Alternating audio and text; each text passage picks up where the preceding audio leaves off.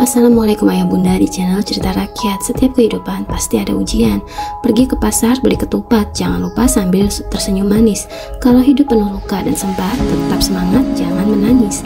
Hari ini kita bakal bahas kisah yang bikin hati campur aduk. Bayangin aja seorang istri muda yang baru ditinggal suaminya harus hidup di rumah mertua. Bukannya disayang, tapi justru disiksa batin sampai rela makan dengan piring kosong. Tragisnya, sang mertua sibuk tertawa dengan tumpukan uang. Bayangin ya, di balik tangis ada tawa yang menusuk hati. Apa yang sebenarnya terjadi dan gimana akhir kisah dari penuh air mata ini? Namun sebelumnya, bagi yang beragama Islam, saya sarankan untuk meneruskan salawat Nabi Muhammad agar kelak salawat ini menjadi saksi untuk mendapat syafaat kita di akhirat. Malam ke-40, sejak Arif dikafani dan dibawa ke tanah, Nara masih tidur di ruang depan rumah mertua.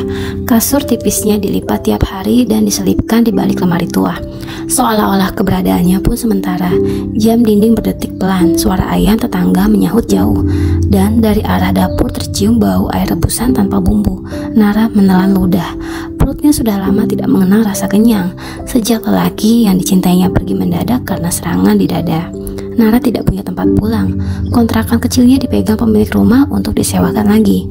Yang tersisa hanya baju, selendang, dan buku kecil yang selalu Arif simpan di laci meja rias.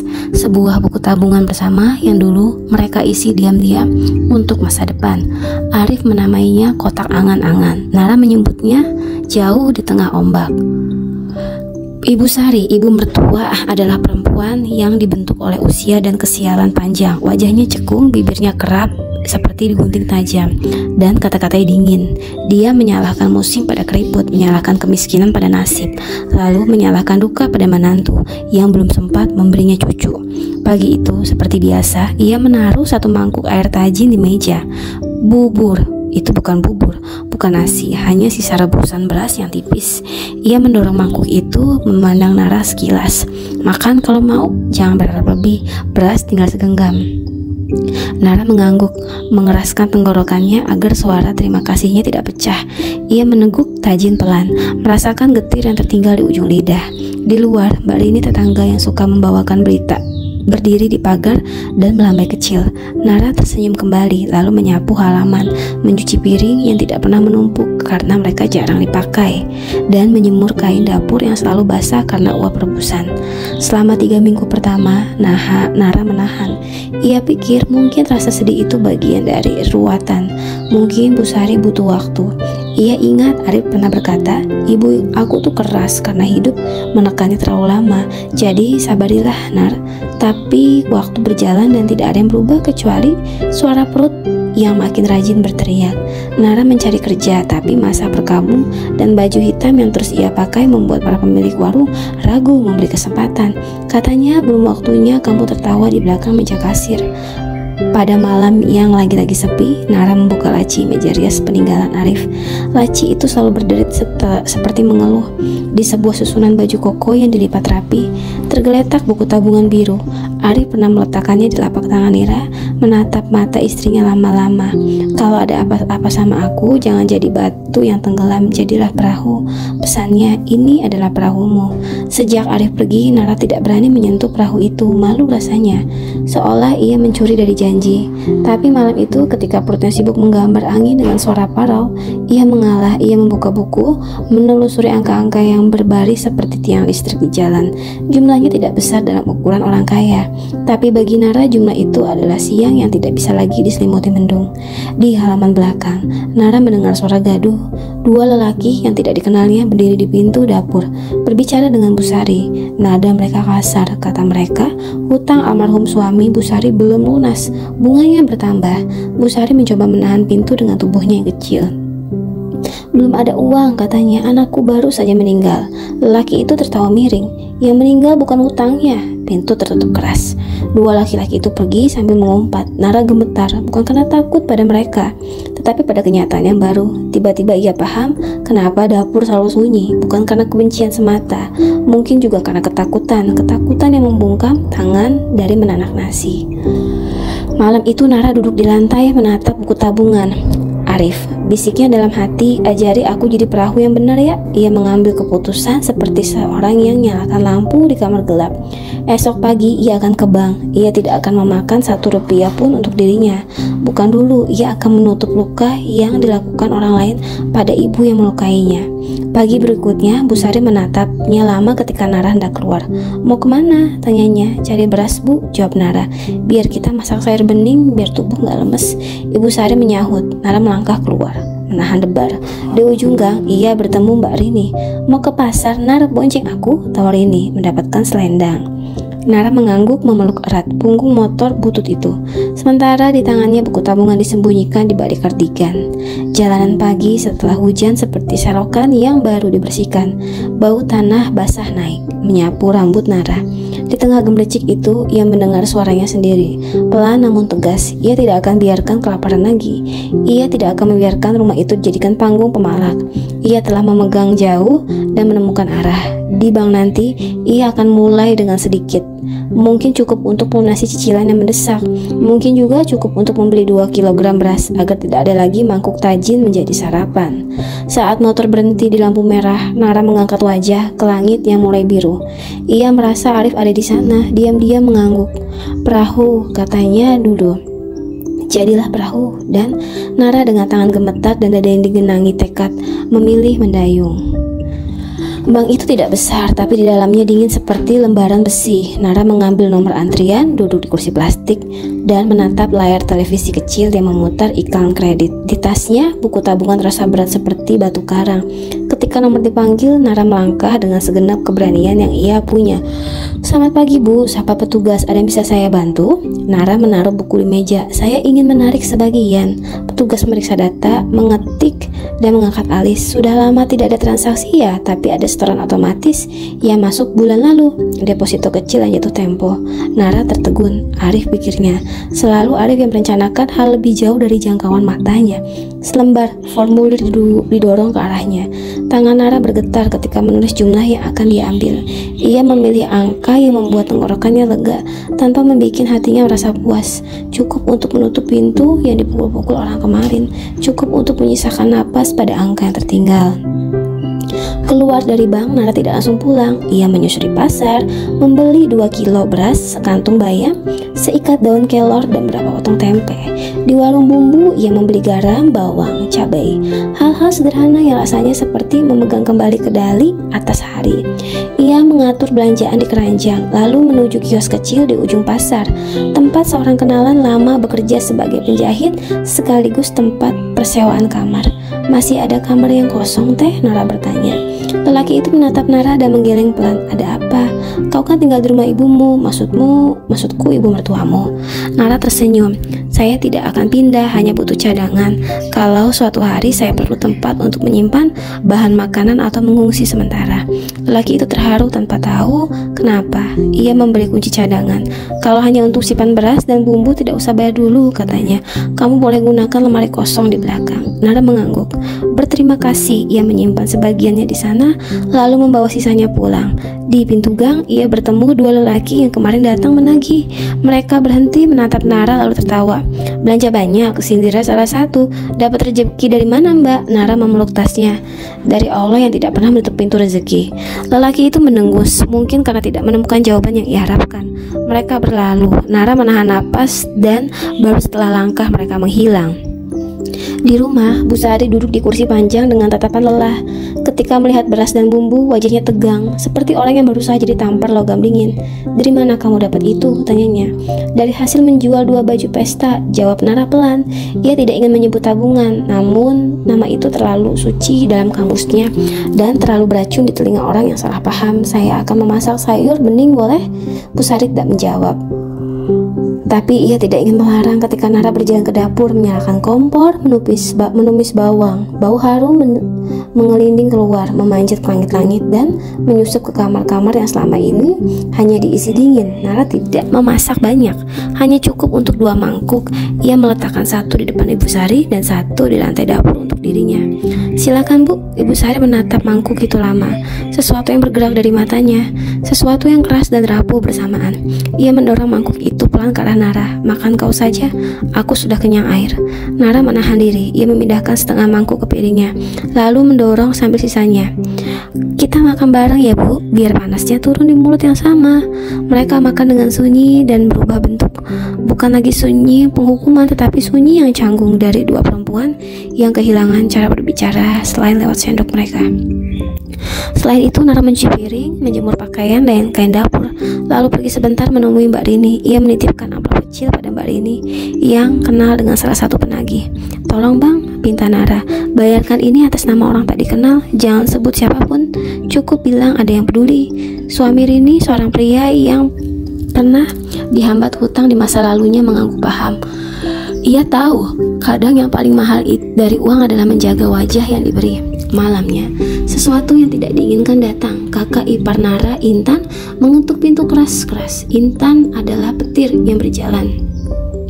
Ia masuk tanpa menunggu dipersilakan, memeriksa lemari, meraci-raci. "Dompetku hilang beberapa hari lalu." "Jangan-jangan..." Nara berdiri tegap. "Jangan-jangan" itu kalimat yang sering membuat orang tak bersalah menjadi bersalah. Intan tertawa mengejek. "Kamu pikir kamu siapa? Tinggal gratis, makan gratis, sekarang baik belanja. Dari mana? Kau kira kami buta?" Bu Sari diam yang panjang, diam yang menyesakan. Nara merasakan panas merayap ke wajahnya, tapi ia menahan lidah dari kalimat yang bisa menyalakan api. Ia kembali ke kamar depan, merapikan kasurnya, dan malam itu ia berdoa dengan cara yang paling sederhana, menutup mata dan menyebut nama Arif pelan-pelan sambil mengucapkan password untuk membuka pintu tabah. Keesokan harinya, kabar menyebar seperti biasa. Kabar menyebar ke kampung. Ada yang bilang Nara mencuri, ada yang bilang Nara menyihir. Nara menunduk ketika berjalan melewati warung. Mbak Rini menepuk lengannya diam-diam, menyisipkan sekantung kecil gula. "Jangan pedulikan, orang lapar suka menuduh orang lain kenyang." Nara tersenyum. Di dalam dadanya, keputusan yang diambil kemarin berubah menjadi sumbu yang menyala. Ia akan terus mengambil dari perahu itu, bukan untuk membeli baju atau cincin, melainkan untuk menutup pintu-pintu gelap yang mengarah ke rumah ini. Ia menyusun rencana. Di atas kompor yang mendidih, ia akan melunasi hutang satu persatu. Ia akan membuka dapur kecil di kios sewa, memasak lauk sederhana yang ia tahu pasti laku.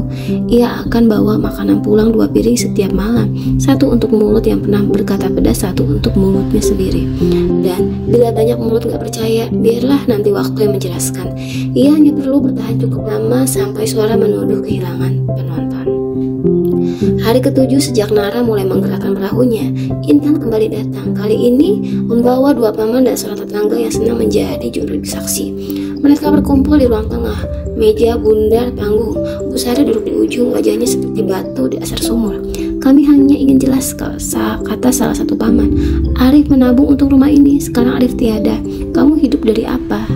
"Dari dapur." Nara membawa teko, air dan gelas, menaruhnya sopan. "Dari dagang sayur lodeh dan tempe bacem di kios pasar. Kalau mau coba, besok saya bawakan." "Tak usah sok manis kau," kata Intan. "Kau mencuri tabungan Arif. Ibu melihat kau pergi pagi-pagi. Tetangga melihat kau pulang." Nara menarik napas panjang. Ia menatap satu-satu wajah yang menuntut. Ia bisa mengaku, bisa juga membantah. Ia memilih kalimat yang tidak menodai janji. "Arif menyuruhku jadi perahu saat badai. Aku menjalankannya." "Perahu?" Salah satu paman mengejek. "Perahu itu butuh dayung, bukan dompet orang lain." Suasana memanas. Tetangga jadi juru saksi mulai merekam dengan ponsel, berharap ada adegan yang diceritakan ulang di warung. Nara menahan gemetar, menautkan jari-jari agar tidak kehilangan pegangan pada dirinya. Akhirnya Bu Sari berbicara, suaranya serak. "Kamu ambil uang Arif." Ia tidak menatap Nara, seperti takut pada jawabannya sendiri. Nara berdiri lebih tegak. "Aku mengambil apa yang Arif titip, untuk membayar yang memukul pintu, untuk memasak di rumah yang terlalu lama sunyi. Aku tidak memakan yang bukan hakku." Intan berdiri menunjuk wajah Nara. "Keluar kau dari rumah." Kalimat itu jatuh seperti palu, hening memanjang. Nara menatap lantai, merasakan air hangat mengumpul di mata. Ia mengangguk. "Baik." Ia kembali ke kamar depan, melipat kasur tipis, meraih tas. Di ruang tengah, ia pamit pelan pada Bu Sari, yang hanya menoleh sebentar lalu menatap hampa ke dinding. Nara keluar halaman, matahari siang menetes seperti logam cair. Di mulut gang, Barini menunggu seperti pohon yang tahu kapan harus menaungi. "Ikut aku," katanya, "tidak perlu menangis di jalan." Nara mengikutinya ke kios kecil tempat ia menyimpan beras dan bumbu. Ruangannya sempit tapi bersih. Ada meja potong, kompor, panci besar. Nara meletakkan tas menahan air mata yang akhirnya pecah juga. Rini memeluknya sebentar, lalu menyodorkan air minum. "Kalau kau butuh apa-apa panggil, jangan takut, orang baik masih ada kok." Sore itu Nara memasak. Ia menyalakan kompor, memanaskan minyak, mengiris bawang. Tangannya bekerja seperti ia sudah lama memimpikan dapur ini. Aroma tumisan menari keluar kios membuat orang-orang berhenti lalu membeli. Tempe bacem laku 15 potong, sayur lodeh habis 2 panci. Nara menghitung uang di penghujung senja. Tidak banyak tapi cukup menyalakan harapan. Malamnya ia menuju bank lagi, bukan untuk menarik melainkan untuk menutup sebagian yang mengganggu pikirannya. Petugas memanggil namanya lalu berhenti mengeluarkan amplop putih dari laci. "Maaf Bu, di akun ini ada catatan bila pemilik bernama Arif. Hakim meninggal, istrinya datang menutup sebagian. Kami diminta menyerahkan surat ini." Nara memegang amplop itu seperti memegang tak jantung yang bukan miliknya. Ia duduk di bangku pojok membuka pelan tulisan tangan Arif yang ingin melompat keluar, rapih dan hangat. "Naraku, kalau kamu baca ini berarti aku gagal menepati janji panjangku. Maafkan aku, pergi dulu. Uang di rekening itu untuk masa depan yang mungkin harus kau ukir sendiri. Gunakan untuk 2 hal. Pertama, lunasi utang ibu tanpa membuatnya merasa kecil. Cari cara menjaga mukanya tetap terangkat. Kedua, bukalah dapur kecil yang memasak untuk orang-orang sibuk lupa makan. Namai apapun yang kamu suka. Kalau nanti orang bertanya dari mana asalnya, bilang saja dari angin yang membawa doa. Rumah ibu akan menagih banyak kesabaran darimu. Tapi ingat, sabar bukan berarti mematikan nyala. Jadilah perahu yang bergerak, bukan batu yang tenggelam. Aku mencintaimu, Arif." Nara menutup mata. Surat itu seperti tangan Arif yang datang kembali untuk menutup punggungnya. Ia menangis lama, bukan karena kelemahan, melainkan karena lega. Ia tidak lagi merasa seperti pencuri. Ia murid yang mengajarkan amanah. Malam itu juga ia meminta suami Mbak Rini membayar cicilan kedua. Ia mencatat semuanya di buku kecil. Bukti bukan untuk bukti ke orang, tetapi untuk bukti kepada dirinya bahwa langkahnya punya jejak. Keesokan harinya ia mulai rutin, pagi memasak, siang mengantar 2 rantang ke rumah Bu Sari. Ia mengetuk, meletakkan di kursi depan, lalu pergi sebelum siapapun sempat bertanya. Kadang-kadang ia melihat jauh dari Bu Sari, membuka pintu, menatap rantang seperti menemukan barang yang pernah hilang, lalu membawanya ke dalam tanpa sepatah kata pun. Seminggu kemudian kabar baru beredar, ada undangan tahlil dari hari ke-40 Arif. Kertasnya dicetak rapi, tanda tangan RT di bawahnya. Dalam undangan itu selain doa, tercantum satu acara yang membuat orang bertanya-tanya, pembacaan surat peninggalan almarhum.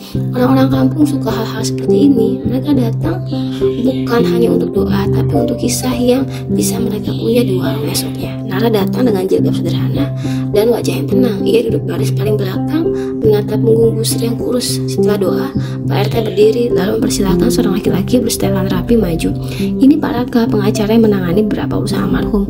Bibir kampung berbisik seperti rumput tertiup angin. Lelaki itu membawa map mengeluarkan beberapa lembar kertas. "Sebelum wafat, almarhum Hakim menulis surat wasiat. Saya akan membacakannya nanti sesuai prosedur. Tapi ada satu hal yang perlu disampaikan dahulu, agar tidak jadi bola salju yang menggelinding liar." Orang-orang menunduk di ke depan. Nara menelan ludah. Ia tidak tahu apa yang akan datang, hanya merasakan satu hal, sesuatu akan beralih dari tempat gelap ke terang. Raka menatap hadirin dengan cara yang sudah lama melihat sengketa keluarga dan belajar memilih kata. Ia memulai dengan pelan, memberi jeda pada setiap kalimat, seolah-olah mengajarkan semua orang bernapas bersamaan. Almarhum Arif meninggalkan 2 dokumen. Yang pertama, surat pribadi yang sudah diserahkan melalui pihak bank kepada istrinya. Yang kedua, wasiat yang ditandatangani saksi dan ketua RT. Isinya berkaitan dengan rumah ini dan 1 polis asuransi jiwa yang kecil, bukan besar tapi cukup membuat hidup lebih ringan. Ruangan berdesir. Intan menegakkan punggung. Bu Sari menggigit bibir. Nara menautkan jari di pangkuannya. Dalam wasiat, Arif mengatakan rumah ini atas namanya dan hak pakai seumur hidup diberikan kepada ibunda, Ibu Sari. Setelah itu, status hak milik dialihkan kepada istrinya, Nara. Ia menulis bila istrinya memilih, ia berhak mengelola rumah itu untuk kebaikan bersama.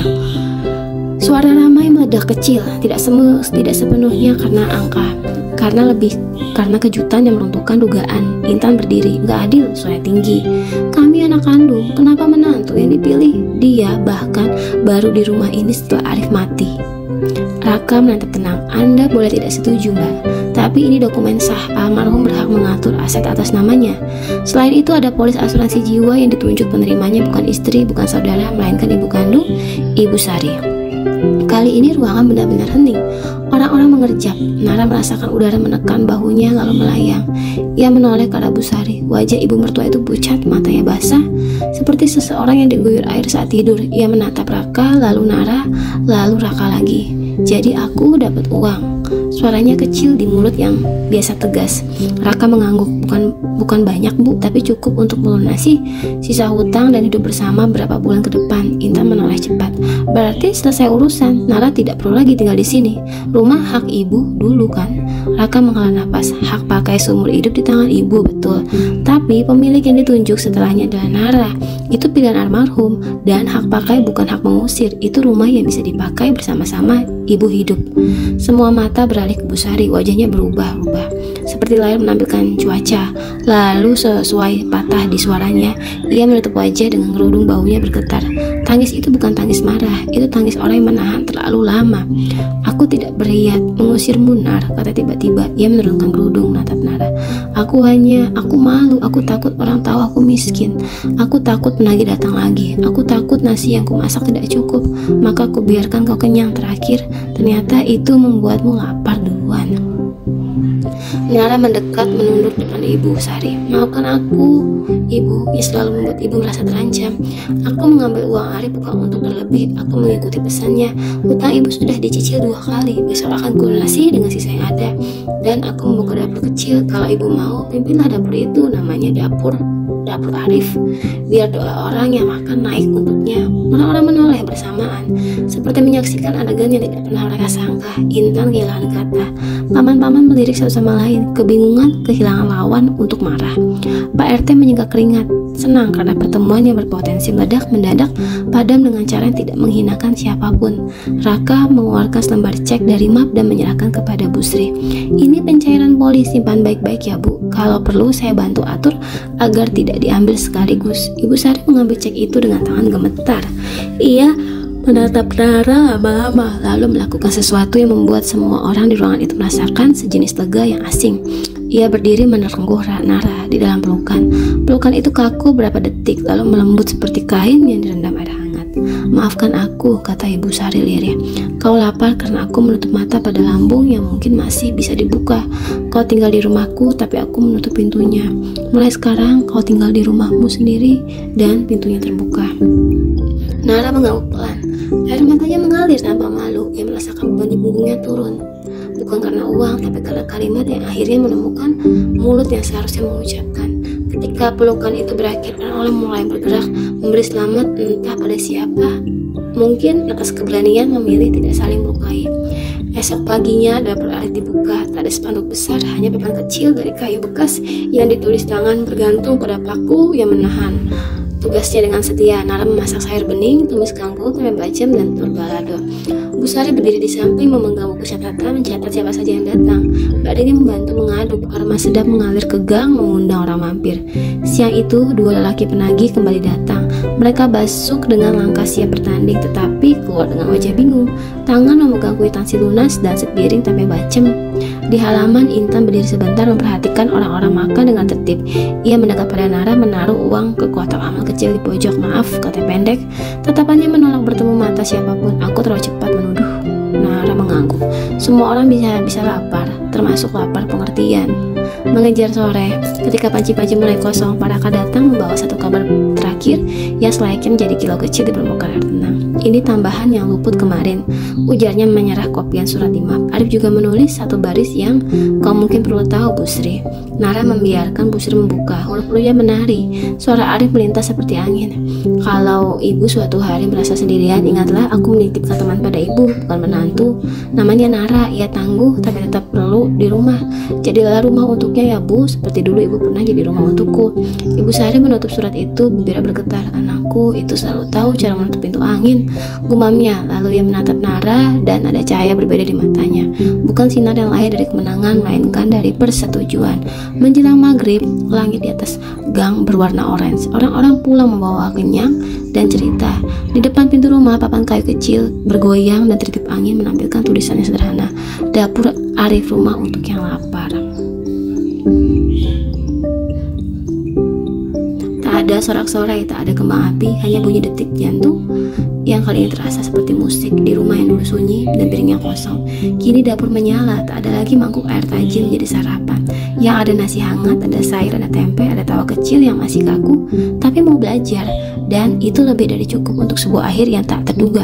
Sebab siapa sangka dari tuduhan yang datang berkah, dari pengusiran lahir rumah, dan dari sebuah tabungan yang diambil diam-diam tumbuh dapur yang memberi terang. Jalan-jalan ke pasar baru, beli jajan sama si dia. Aku mah cuma mau bilang satu, cintaku kamu gak ada duanya. Gimana ayah bunda, kisah tadi bikin hati ikut campur aduk kan? Jangan lupa tinggalkan komentar biar kita bisa ngobrol seru di bawah. Klik tombol like kalau kalian terharu, dan subscribe channel ini ya biar gak ketinggalan cerita seru lainnya. Sampai jumpa di kisah berikutnya di channel Cerita Rakyat.